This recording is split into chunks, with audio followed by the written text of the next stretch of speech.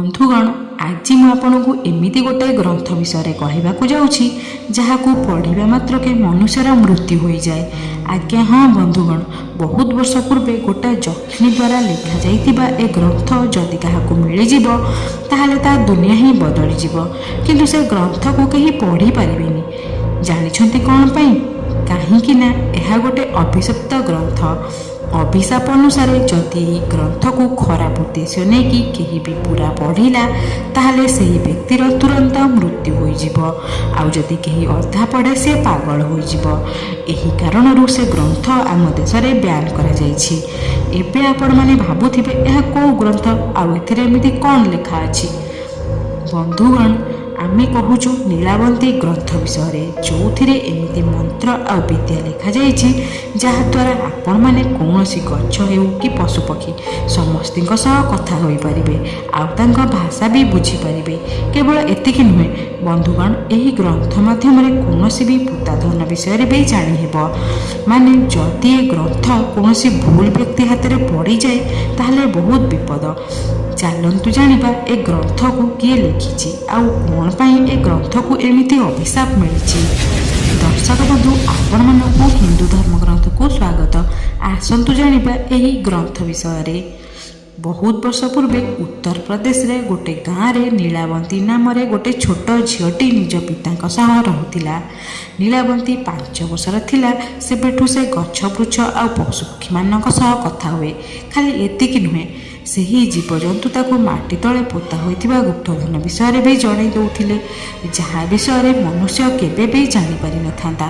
କିନ୍ତୁ ନୀଳାବନ୍ତୀକୁ ଏସବୁରେ ଲୋଭ ନଥିଲା, ସେଇଥିପାଇଁ ସେ କେବେ ବି ସେହି ଗୁପ୍ତଧନକୁ ଖୋଜିବାକୁ ଯାଏ ନାହିଁ। ନୀଳାବନ୍ତୀ ଯେତେବେଳେ ବଡ଼ ହେବାକୁ ଲାଗିଲା ସେତେବେଳେ ସେ ସ୍ୱପ୍ନରେ ଭୂତପ୍ରେତ ଆଉ ଆତ୍ମାମାନଙ୍କ ସହ ବି କଥା ହେବାକୁ ଲାଗିଲା। ଆଉ ସେମାନେ ସବୁ ନୀଳାବନ୍ତୀକୁ ଭବିଷ୍ୟକୁ ହେବାକୁ ଥିବା ଘଟଣା ବିଷୟରେ ଆଗରୁ କହିଦିଅନ୍ତି। आश्चर्यर कथा तो यह जे जितेबले नीलावंती 13 ରୁ 14 वर्षर है सेतेबले से आत्मा माने स्वप्न नुहे नीलावंती सामने सतकु सत आसी कथा हुअंती। नीलावंती बुझी सारी जे से बाकी मनुष्य मानकठू अलगा आउ एहा ता दुनिया नुहे आउ से आउ को अलगा दुनियार आउ एठी आसी फसी जाइछि। नीलावंती जितेबले 16 वर्षर है सेतेबले से भूत प्रेत ताकू सबुदिन नुआ नुआ विद्या और तंत्र मंत्र कहवाकू लगिले। आउ नीलावंती से विद्या को सबुदिन राति करे आउ से मंत्र को मन रखापी ताकू गोटे जगार लिखिकी रखे। आउ से मंत्र विद्या को पूरा करने से केबे पक्षी मानक बलि दिए तो केतेबेले निज रक्त बुहाए। दिन गोटे आत्मा नीलावंती स्वप्न रे आसी कहला जे तू जने जक्षिणी आउ एही कारण तू बाकी लोकठू पूरा अलगा आउ तोते तो दुनिया को फेरिबाकू पड़िबो। आउ सेतेबेले से आत्मा ताकू बरगछ पाखकू जीवाकू कहला आउ जहाँकि ता गाँ ठू बहुत दूर रे थिला। आउ ताहापरे नीलावंती से बरगछ को खोजिबाकू बाहरी पड़िला। आउ रास्तार तार गोटे लोक सह भेट है जे कि शगड़ गाड़ी रे कुआडे जाउथिला। नीलावंती भाविला ताकू साहाय्य मागिबो। आउ तापरे नीलावंती से लोक पाखकू जाई से बरगछ को गाँ रे अछि पचारिबाकू लागिला। से लोक तो गोटे बेपारी थिला आउ से जेमिति नीलावंती को देखिला से तो तार ऊपर मोहित होईगला। से कहिला मु तुमको से गाँ रे पहुँचाई देबी, किंतु ता बदल रे तुमको मते बाहाइबाकू पड़िबो। नीलावंती तुरंत प्रस्ताव स्वीकार करदेला, किंतु गोटे शर्त रखिला जे सी राति रे केवल भी से लोक सह रहिबनी आउ मु कुआडे जाउची कौन पाई जाउची तुमे केबे भी पचारिबनी।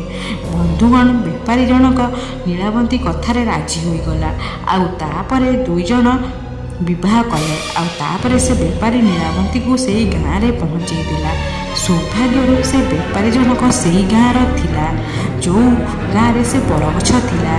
नीलावंती दिन जाक निज स्वामी सह रुहे आउ राति हेबा क्षणे बरगछ पाखरे पहुँची जाए आउ सेठिकी जाई भूत प्रेतठू तंत्र विद्या शिखी तांकू कामरे लगाए।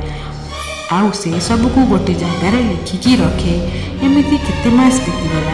पुणी गोटे दिन नीलावंती को भविष्यवाणी है कि आज राति तू गोटे जीवर बलि देबू आउ तापरे नदी रे गोटे सप आसीबो आउ ता बेकरे गोटे सूता बंधा होइथिबो। सेही सूता बहुत शक्तिशाली मंत्र द्वारा अभिमंत्रित होइथिबो।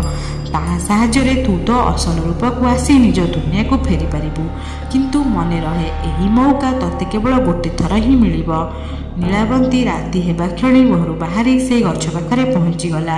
ସେ ଯେମିତି ଜୀବର ବଳି ଦେଲା, ସେମିତି ନଦୀରେ ଗୋଟେ ଶବ ଆସିଲା। ନୀଳାବନ୍ତୀ ତା ବେକରେ ଥିବା ସୂତାକୁ ଖୋଲିବାକୁ ଲାଗିଲା, କିନ୍ତୁ ବହୁତ ଚେଷ୍ଟା ସତ୍ତ୍ୱେ ସେ ସୂତା ନ ଖୋଲିବାରୁ ସେ ଦାନ୍ତରେ କାମୁଡ଼ି ଖୋଲିବାକୁ ଚେଷ୍ଟା କଲା। ଆଉ ସେହି ସମୟରେ ଗାଁର କିଛି ଲୋକ ସେହି ରାସ୍ତା ଦେଇ ଯାଉଥିଲେ। ଆଉ ସେମାନେ ନୀଳାବନ୍ତୀକୁ ଦେଖିଲେ। ଆଉ ସେମାନଙ୍କୁ ଲାଗିଲା ଯେ ନୀଳାବନ୍ତୀ ଗୋଟେ ଡାହାଣୀ, ଯିଏକି ସେ ଶବକୁ ଖାଉଛି।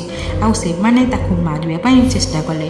ଆଉ ଠିକ୍ ସେହି ସମୟରେ ନୀଳାବନ୍ତୀର ସ୍ୱାମୀ ଆସି ସାମ୍ନାରେ ଠିଆ ହୋଇଗଲା। ଆଉ ଆଶ୍ଚର୍ଯ୍ୟର କଥା ହେଲା, ସିଏ କେଉଁ ସାଧାରଣ ମଣିଷ ନଥିଲା, ଥିଲା ଗୋଟିଏ ପିଶାଚ। ତାଙ୍କ ସହ ନୀଳାବନ୍ତୀ ବି ଏସବୁ ଦେଖି ଆଶ୍ଚର୍ଯ୍ୟ ହୋଇଗଲା। ସେମାନେ ତାକୁ ଗୋଟେ ସାଧାରଣ ମଣିଷ ବୋଲି ଭାବୁଥିଲେ। ସେ ଗୋଟି ଗୋଟି କରି ସବୁ ଗାଁ ଲୋକଙ୍କୁ ନିଜ ନଖରେ ଫାଡ଼ିଦେଲା। ଆଉ ନୀଳାବନ୍ତୀ ନିଜ ଜୀବନ ବଞ୍ଚିବା ପାଇଁ ସେଠୁ ଜଙ୍ଗଲ ଆଡ଼କୁ ଦୌଡ଼ିଲା। ଠିକ୍ ଏତିକି ବେଳେ ସେ ପିଶାଚ ଅଚାନକ ନୀଳାବନ୍ତୀ ସାମ୍ନାରେ ଆସି ଠିଆ ହୋଇଗଲା। ଆଉ ସେ କହିଲା, ମୁଁ ଜାଣିଛି ତୁମେ ଜଣେ ଯକ୍ଷିଣୀ ବୋଲି। ମୋତେ ତୋ ଦ୍ୱାରା ଲେଖା ସେ ବହି ଦରକାର, ଯେଉଁଥିରେ ତୁମେ ସବୁ ମନ୍ତ୍ରବିଦ୍ୟା ଲେଖିଛ। ନୀଳାବନ୍ତୀ ବୁଝିଗଲା ଯେ ଯଦି ସେ ବହି କୌଣସି ଭୁଲ ବ୍ୟକ୍ତି ହାତରେ ପଡ଼ିଗଲା ତାହେଲେ ଅନର୍ଥ ହୋଇଯିବ। ସେ ପିଶାଚକୁ ମାରିବା ପାଇଁ ଚେଷ୍ଟା ବି କଲା, କିନ୍ତୁ ସେ ପୁଣି ବଞ୍ଚିଗଲା। ନୀଳାବନ୍ତୀକୁ ଲାଗିଲା କି ସେ ପିଶାଚକୁ ମାରିପାରିବନି। ଆଉ ନୀଳାବନ୍ତୀ ସେଇଥିପାଇଁ ନିଜ ଲିଖିତ ବହିକୁ ଅଭିଶାପ ଦେଇଥିଲା ଯେ ଯିଏ ବି ସେହି ବହିକୁ ଭୁଲ ଉଦ୍ଦେଶ୍ୟ ନେଇ ପଢ଼ିବ ସେ ମରିଯିବ, ଆଉ ଯିଏ ଅଧା ପଢ଼ିବ ସେ ପାଗଳ ହୋଇଯିବ। ଏତିକି କହି ସେ ସେଠୁ ଗାୟବ ହୋଇଗଲା। ଆଉ ତାପରେ ନୀଳାବନ୍ତୀକୁ କେହି ବି କେଉଁଠି ଦେଖିନାହାନ୍ତି। ଆଶ୍ଚର୍ଯ୍ୟର କଥା ଏହା କି ସିଏ ତ ଆଉ ତା ଦୁନିଆକୁ ଫେରି ପାରିବନି, ତାହେଲେ ସେ କୁଆଡ଼େ ଗଲା? ବନ୍ଧୁଗଣ, ଶେଷ ଥର ତା ବହି କାହାକୁ ମିଳିଲା ସେ କଥା ବି କେହି ଜାଣିନାହାନ୍ତି। କିଛି ଲୋକଙ୍କ କହିବା ଅନୁସାରେ ପରେ ସେ ବହି ଗୋଟେ ବ୍ରାହ୍ମଣକୁ ମିଳିଥିଲା। ଆଉ ତାପରେ ତାକୁ ଗ୍ରନ୍ଥର ରୂପ ଦେଇ ଦିଆଗଲା। ଆଉ ନୀଳାବନ୍ତୀ ଗ୍ରନ୍ଥ ନାମ ଦିଆଗଲା। ବନ୍ଧୁଗଣ, କୁହାଯାଏ ଯେ ଆଜିକା ସମୟରେ ଏହି ଗ୍ରନ୍ଥର ଓରିଜିନାଲ କପି 3ରୁ 4 ଜଣଙ୍କ ପାଖରେ ଅଛି। ତାହେଲେ ବନ୍ଧୁଗଣ, ଆଜି ପାଇଁ ଏତିକି। ଏମିତି ଆହୁରି ଭିଡ଼ିଓ ଦେଖିବା ପାଇଁ ଚାହୁଁଥିଲେ ଆମ ଚ୍ୟାନେଲକୁ ଲାଇକ୍ ଆଉ ସେୟାର ନିଶ୍ଚୟ କରିବେ। ଏମିତି ଆହୁରି ଭିଡ଼ିଓ ଦେଖିବାକୁ ଚାହୁଁଥିଲେ ଆମ ଚ୍ୟାନେଲକୁ ସବସ୍କ୍ରାଇବ୍ କରି ବେଲ୍ ଆଇକନ୍କୁ ନିଶ୍ଚୟ ପ୍ରେସ୍ କରିବେ। ତାହେଲେ ବନ୍ଧୁଗଣ, ରହୁଛି ନମସ୍କାର।